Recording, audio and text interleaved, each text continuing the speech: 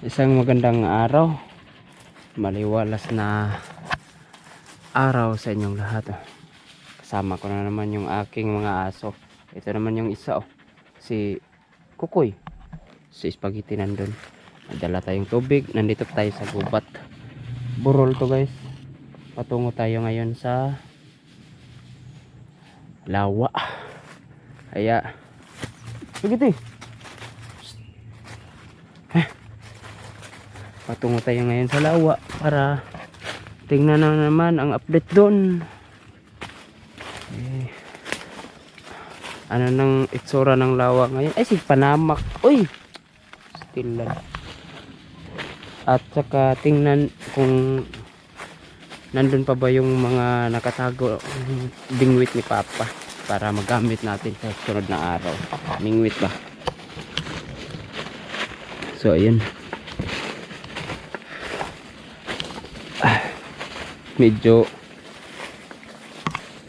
masukal kaya update habang papalapit tayo dun dahil medyo masukal yung daanan natin. Ito ang delikado sa cobra guys, itong mga ganito ito may mga butas to sa ilalim, yung mga tumbang kahoy dahil sa bagyong Udit. Bagyong Udit ang may gawa ng mga tumbang kahoy na to. Yan. Yung aso natin guys, andun may nahabol. Iwan ko kung anong nahabol yan.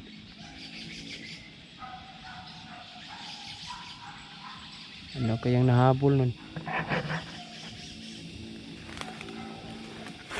Hindi ko alam kung anong nahabol nun. Sobrang ingay nila nandun sa ibaba.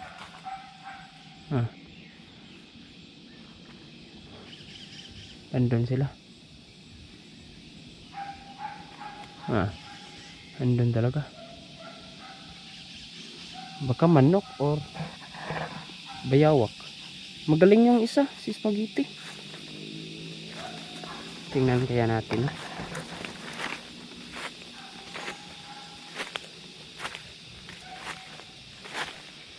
Tingnan natin.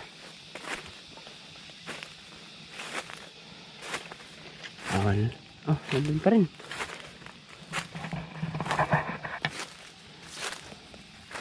Wag na ang layo nila.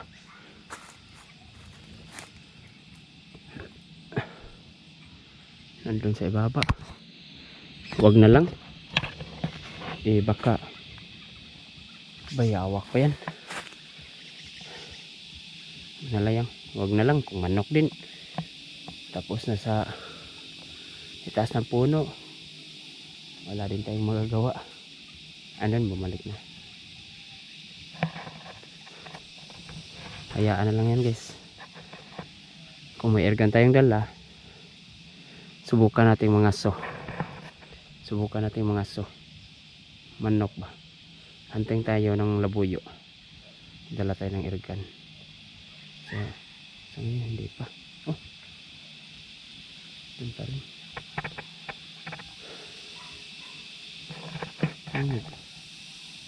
Naghabol pa rin. Malapit na tayo sa lawa. Ito na. Ito yung mga bingwit ni Papa. Ito yung mga gamit namin din. Ito. Ayan. Maganda pa. Maayos pa to. Ito pa. Ito yung pangkuha namin.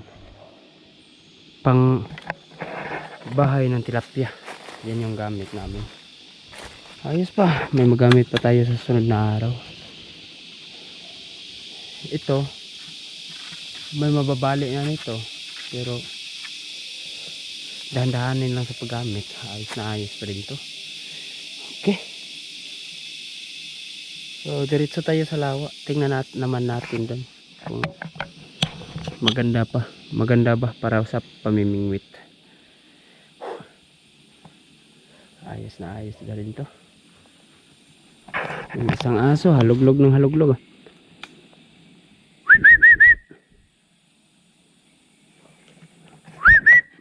Nandun sa kabila. Hindi naman maliligaw yan. Dahil ang amoy ko yun yung susundan niya. Kahit maligaw man yan saglit, makikita pa rin niya tayo. Charan!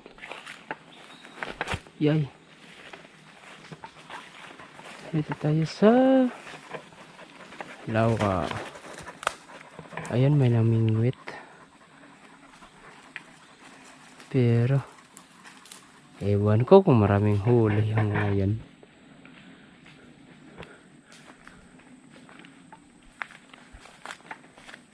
Ewan ko lang. Oh, may magandang pahingahan dito. Ito, grabe no. Sus, green na. Sobrang init yan. Para sa pamimingwit.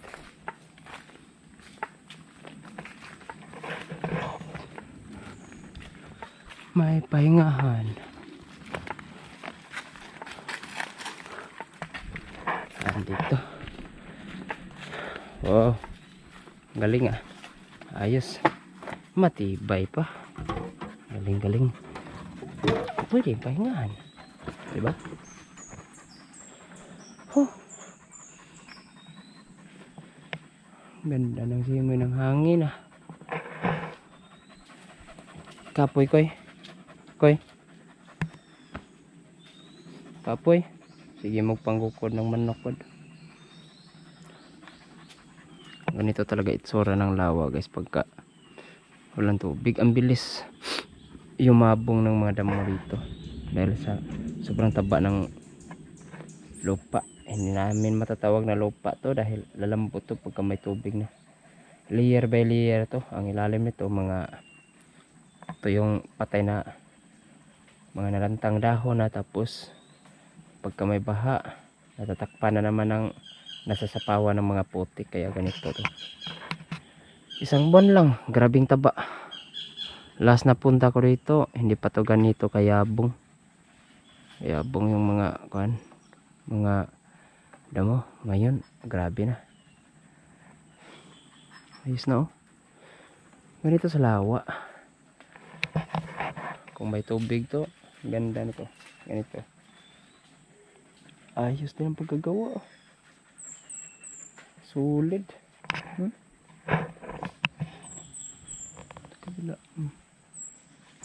May kahoy pa. Dito siguro sila nagbudol-budol. Baka nag-vlog din. Kaya ganito. May kahoy. Panggatong yan. Yun oh. May patungan ng kaldero. Tapos may mga basiyo ng lip, Mountain Dew, Coca-Cola.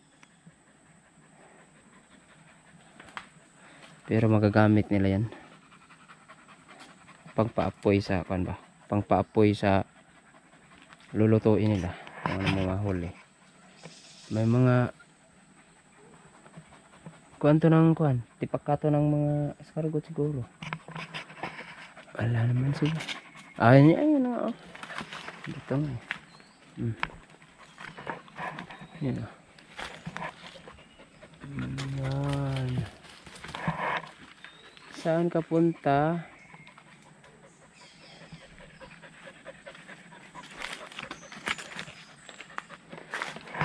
Hindi tayo gaano magtatagal dito dahil itong mga asong to hindi kaya nilang walang inom na tubig. Ito naliligo to eh. Pagka makakita ng malalim banda ng tubig, lalangoy yan eh. Yun hindi, pero sanay ito sa laging may tubig kasi inom. Tapos ito timpasaw, ligo. Kaya hindi tayo magtatagal dito. Huwag na lang muna tayong punta dun. Sunod na lang siguro pagka ano pa tayo, ang tawag nito, mamingwit. May plano rin ako guys sasabi ko sa inyo para ma-recommend nyo kung ano itong future na gagawin ko, bawal ba o hindi.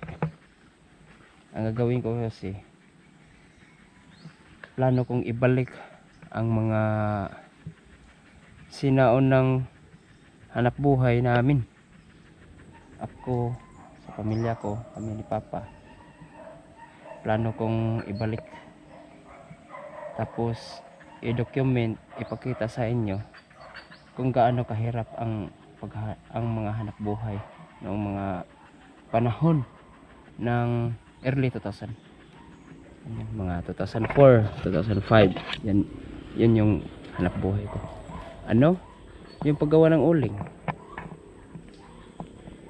Yung paggawa ng uling. Kung ano, baka diretso tayo kasuhan pa tayo sa DNR. Pero alam ko naman kung anong uri ng mga kahoy ang bawal kahit sa lupain pa natin. Kahit sa sariling lupain natin. Alam ko kung anong bawal na kahoy ang kailangan ng permit or talagang bawal talaga dahil sa endangered na. Pero sa lugar namin guys, doon sa lupain namin, ang mga kahoy na tinanim doon, talagang pagka puputulan mo, lalong yayabong yun, lalong dadami yung turok niya, ang tawag, yung saha niya ba, yung bagong tubo niya, lalong dadami yung madikakaw. Tapos yung mga, ang tawag dito, yung mga hinangdong, mga anong tawag nito, mga binunga, ang dali pagkaputol mo doon, yung mga buto nun sa ilalim, pagka tamaan na ng sikat ng araw, yun, tutubo na naman at lalong nadami. Recycle lang. Yan din yung mga bawal sa DNR kasi, yung mga mahogany, germelina, ano pa, nara, wala yan sa lupain namin. Yung mga tanim talaga doon, set up talaga para sa uling. Para sa uling. Kaya walang katapusang pag-uuling ang ginagawa namin noon. Yung iba nga doon yung pakyawan, yung isang lupain talaga, ilang hektarya pakyaw nila. Ubusin nila ang kahoy doon, hindi pa nangalahati, yayabong na naman yung mga pinutulan nila sa likod. Ipakita ko sa inyo sa susunod. So sana lang na may maka-comment kung anong dapat gawin. Pwede ko bang i-document, pwede ko bang ipakita sa inyo, or kung hindi, hindi na lang natin nagagawin. Yan yung mga gawain ko noon. Ang tagal ng proseso, ang daming proseso niyan, pero kung papalarin, may pakita ko sa inyo kung paano ang paggawa ng uling. Ilang proseso. Ipapakita natin sa inyo kung ilang proseso.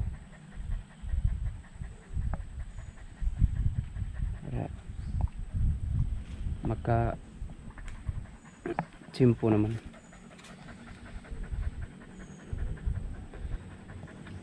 Sino kaya yan? Parang kilala ko yung isa.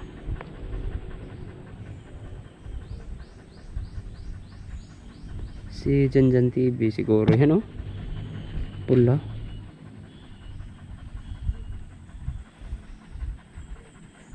Si Janjan TV siguro yan. Puntahan kaya natin.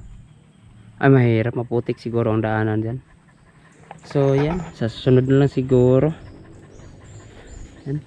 Pauwiin tayo guys, comment kayo kung pwede ba natin gawin yan.